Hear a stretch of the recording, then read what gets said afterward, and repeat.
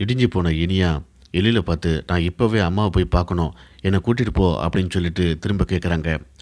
என்ன இனியா, இப்போ தானே அங்கேருந்து வந்தோம், இப்போ திரும்பி அங்கே போகணும்னு சொல்கிறியே அப்படின்ட்டு எழில் சொல்கிறாரு.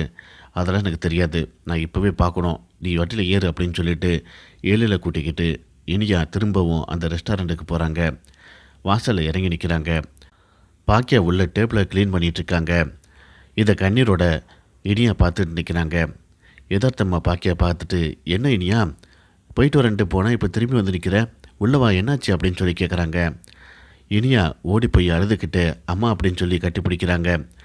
என்ன இனியா, ஏன் அழுகிற, என்னாச்சு அப்படின்னு சொல்லிட்டு பதட்டமாக கேட்குறாங்க. உள்ளிருந்து செல்வி ஓடி வந்து, என்னப்பா பாச்சு அப்படின்னு சொல்லி கேட்குறாங்க.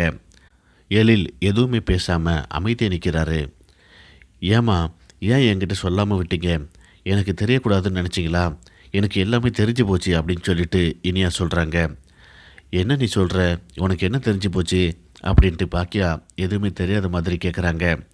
நீ எதுக்காக இந்த சின்ன ரெஸ்டாரண்ட் ஆரம்பிச்சிருக்கிற, உன்னுடைய பழைய 2 ரெஸ்டாரண்ட்டும் என்னாச்சு, இது எல்லாமே எனக்கு தெரியுமா அப்படின்ட்டு இனியா சொல்கிறாங்க. பாக்கியா எழில பார்த்து, ஏன்டா இதெல்லாம் இவகிட்ட சொன்னேன் அப்படிங்கிற மாதிரி பார்க்குறாங்க. இனியா, என் தலையில் சத்தியம் பண்ணி சொல்லு அப்படின்னு சொல்லி கேட்டா, என்னால் அதுக்கு மேலே மறைக்க முடியலம்மா அப்படின்ட்டு எழில் சொல்கிறாரு.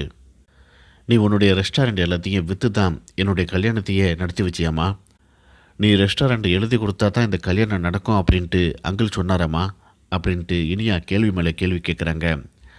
இல்லை இனியா, அதெல்லாம் எதுவும் கிடையாது, நீ ரொம்ப பெரிய இடத்துக்கு வாழ போகிற, நீ வெறுங்கையோடு போகக்கூடாது அப்படிங்கிறதுக்காக தான் நானே கிஃப்டாக தான் அந்த 2 ரெஸ்டாரண்ட்டையும் நான் கொடுத்தேன் அப்படின்னு சொல்லிட்டு பாக்கியா சமாளிக்கிறாங்க.